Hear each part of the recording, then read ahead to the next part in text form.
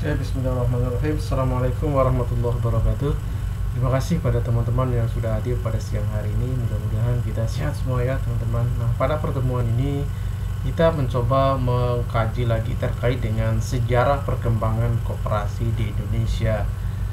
Dan sebelum kita sampaikan materi, kita terlebih dahulu memahami tujuan dari pembelajaran ini. Yang pertama adalah mahasiswa mampu memahami dan menjelaskan secara urut sejarah koperasi Indonesia. Kemudian yang kedua, mampu mengidentifikasi hal-hal penting dalam sejarah koperasi. Kemudian yang ketiga, mampu menganalisa fenomena masyarakat yang terlibat dalam sejarah koperasi di Indonesia. Nah, berikutnya berbicara tentang sejarah koperasi Indonesia itu sangat kompleks sekali, mulai dari hal-hal yang unik sampai kepada masa perjuangan koperasi mencapai puncaknya. Yang pertama adalah kita melihat sejarah singkat gerakan koperasi bermula pada abad ke-20 yang pada umumnya merupakan hasil dari usaha yang tidak spontan dan tidak dilakukan oleh orang-orang yang sangat kaya. Koperasi tumbuh dari kalangan rakyat ketika penderita dalam lapangan ekonomi dan sosial yang ditimbulkan oleh sistem kapitalisme yang semakin memuncak pada saat itu. Beberapa orang yang penghidupannya sederhana dengan kemampuan ekonomi terbatas terdorong oleh penderitaan dan beban ekonomi yang sama, secara spontan mempersatukan diri untuk menolong dirinya sendiri dan manusia sesamanya. Pada tahun 1896, seorang pempraja Patih R. Arya Wirya Atmaja di Purwokerto mendirikan sebuah bank untuk para pegawai negeri priayi.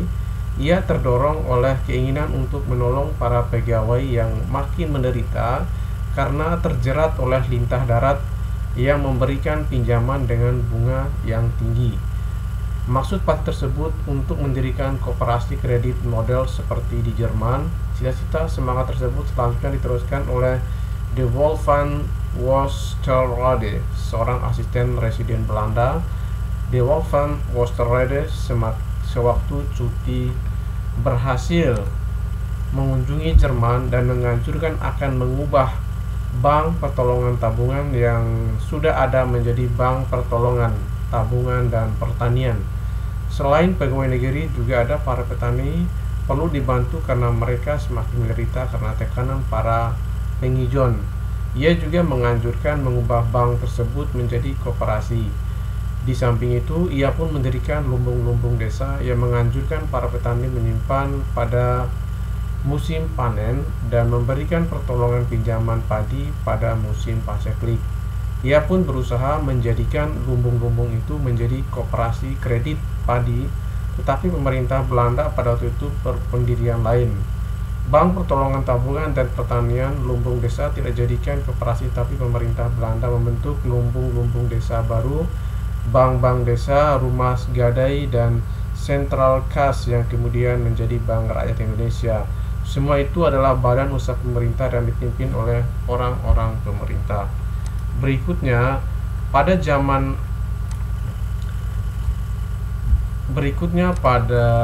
Belanda, pembentukan koperasi belum dapat terlaksana karena belum ada instansi pemerintah ataupun badan non-pemerintah yang memberikan penerangan dan penyuluhan tentang koperasi.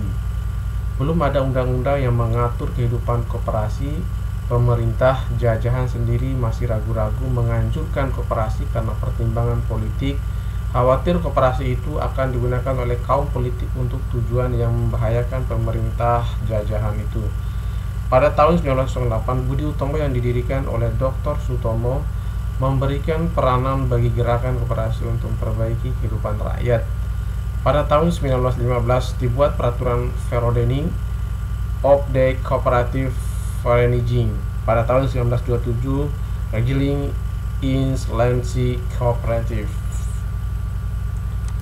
Pada tahun 1997 dibentuk Serikat Dagang Islam yang bertujuan untuk memperjuangkan kedudukan ekonomi pengusaha bumi. Kemudian pada tahun 1928 berdiri Partai Nasional Indonesia yang memperjuangkan penyebarluasan semangat koperasi.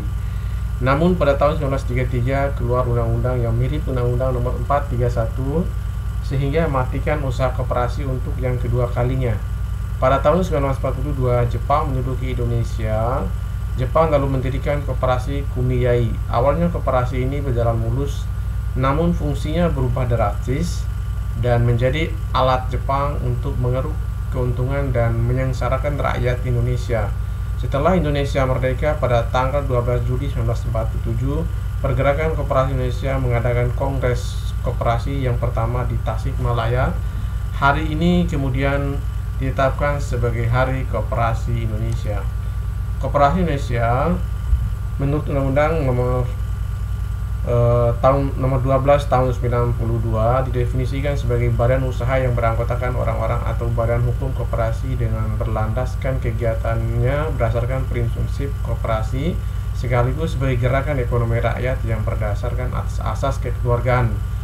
Di Indonesia, prinsip koperasi telah tercantumkan dalam Undang-Undang nomor 12 tahun 67, kemudian dirubah menjadi 25 tahun 1992.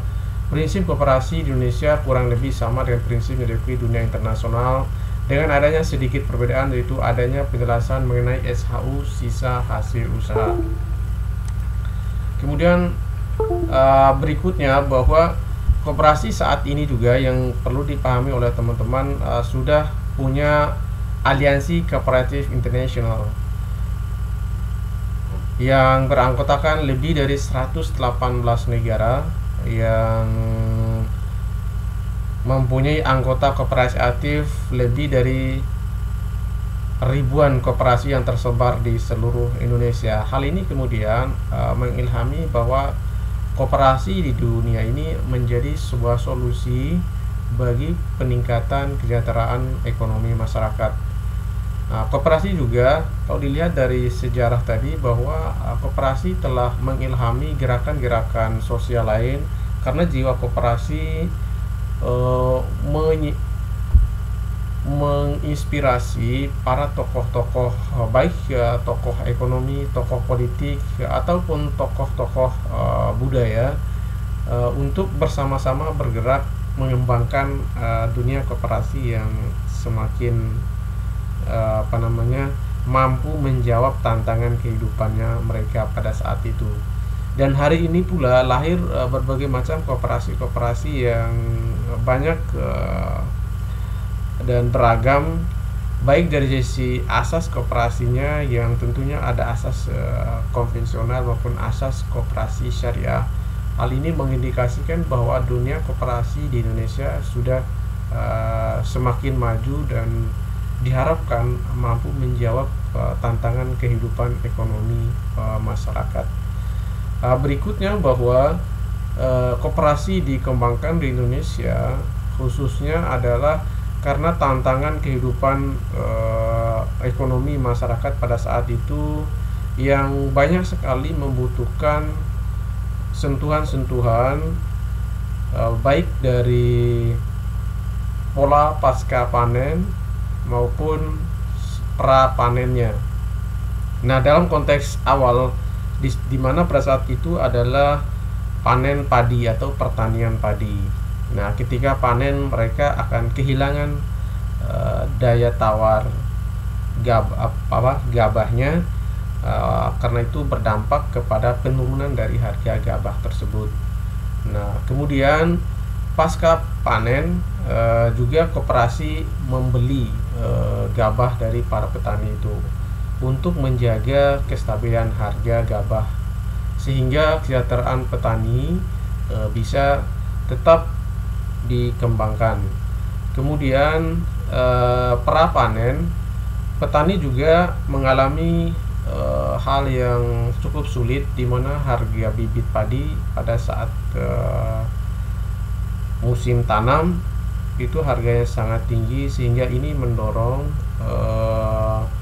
para anggota pria tadi untuk berpikir bagaimana kemudian membantu kesejahteraan petani, yaitu dengan menyediakan bibit dari koperasi untuk disalurkan ke para anggotanya. Hal ini juga memicu terjadinya perkembangan koperasi-koperasi berikutnya, sehingga fenomena ini dianggap sebagai ancaman oleh kolonial Belanda pada saat itu. Kemudian begitu juga Jepang masuk pun juga memanfaatkan koperasi ini sebagai potensi pemasukan untuk membiayai aktivitas militer mereka, sehingga masyarakat pribumi semakin mengalami kesulitan dan mereka terdorong untuk terus berusaha mendirikan atau meningkatkan koperasi yang sudah mereka ciptakan sebelumnya atau mereka dirikan sebelumnya. Kemudian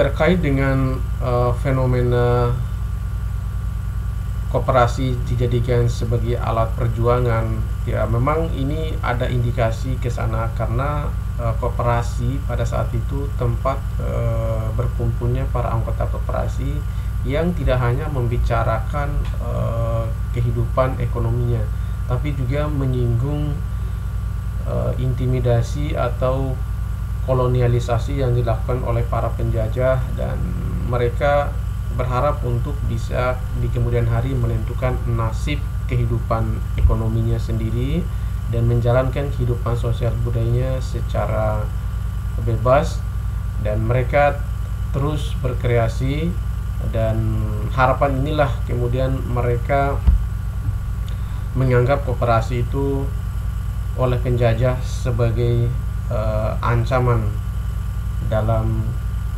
wilayah jajahan mereka. Oleh karena itu, koperasi juga hari ini dijiwai oleh semangat-semangat gotong royong itu dan semangat kebersamaan untuk berubah taraf hidup anggotanya, sehingga diharapkan di kemudian hari koperasi ini benar-benar menjadi soko guru ekonomi nasional atau ekonomi Indonesia. Oke, mungkin demikian beberapa poin yang bisa Bapak sampaikan di sejarah perkembangan koperasi ini. Mudah-mudahan ini menjadi sebuah bahan diskusi yang menarik di kemudian harinya. Oke, demikian yang bisa Bapak sampaikan. Lebih dan kurang mohon maaf. Billahi taufiq hidayah. Assalamualaikum warahmatullahi wabarakatuh.